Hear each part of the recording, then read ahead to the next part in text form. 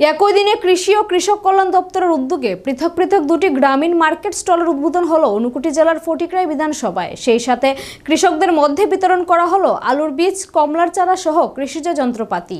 কৃষিমন্ত্রী রতনলাল নাথ এবং মৎস্যমন্ত্রী সুধাংশু দাস সহ দপ্তরের আধিকারিকদের উপস্থিতিতে কাঞ্চনবাড়ি, ফটিকরাই এবং রাধানগরে হয় এই পৃথক পৃথক অনুষ্ঠান।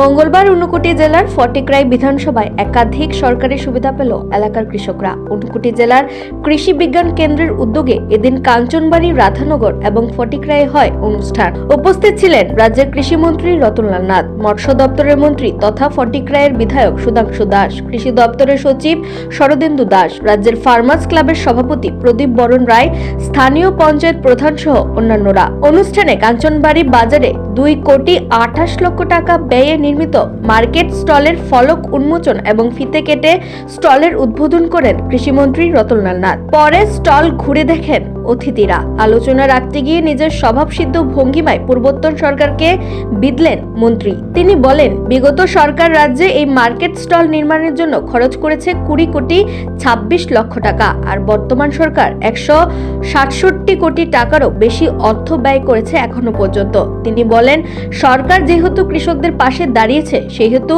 কৃষকরা জমি খালি না রেখে তাতে সারা বছর মৌসুমী ফসল উৎপাদন করলে রাজ্যে উৎপাদন বাড়বে ফসলের। এদিনের অনুষ্ঠানে দপ্তরের তরফে অন্যান্য আধিকারিকদের মধ্যে উপস্থিত ছিলেন ডক্টর রতন দাস, ডক্টর চন্দ্র দেববর্মা প্রমুখরা। একই দিনে একাধিক সরকারি সুবিধা পেয়ে খুশি এলাকার কৃষিজীবী অংশের মানুষ। আমাদের রাজ্যে 100 টাকা যদি আয় হয়, এই 100 টাকা আয়ের মধ্যে 47 টাকা আসে কৃষক থেকে। কৃষি আয়, কৃষি, হর্টি, মৎস্য এবং পশুপালন। আর 42 টাকা আসে রেস্টুরেন্ট, হোটেল, টুরিস্ট এদের হাত থেকে। 9% আসে শিল্প থেকে। তো সুতরাং আমাদের রাজ্যে সবচেয়ে বেশি কৃষক, দেশের জন্য দেশের প্রধানমন্ত্রী বলছে অন্নদাতা। আমাদের রাজ্যে লোক কত? 42 লক্ষ। কৃষক কত? 4,72,000। 4,72,000 যদি তাদের উৎপাদন না করে, তাহলে আমরা কি খাবো? টাকা থাকতে পারবে, উৎপাদন না আছে কি বলতে পারবে? সেজন্য একটা জায়গাও খালি রাখবেন না। মূল উদ্দেশ্য এটা, কোনো জায়গা খালি রাখবেন না। সবাই নিজের পায়ে দাঁড়াতে হবে। সরকার পাশে রয়েছে, ফ্রি চার্জ দিচ্ছে, এর অর্থ নয় আজীবন আপনাকে দেবে। উদ্দেশ্য হলো আপনাকে ফ্রি চার্জ দিচ্ছি, নিজের পায়ে দাঁড়াও, নিজেরা তৈরি করো, যাতে যখন বন্ধ হবে যেন নিজের পায়ে দাঁড়াতে পারো। এই জন্য প্রধানমন্ত্রী এগুলি করছে।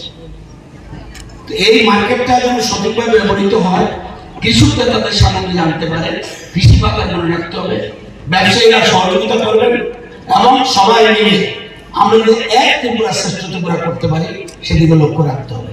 আমার বিশ্বাস, এবং আমরা বর্তমানে অন্যান্য রাজ্যের তুলনায় অনেক ক্ষেত্রে এগিয়ে নিয়েছি, অনেক ক্ষেত্রে এগিয়ে নিয়েছি।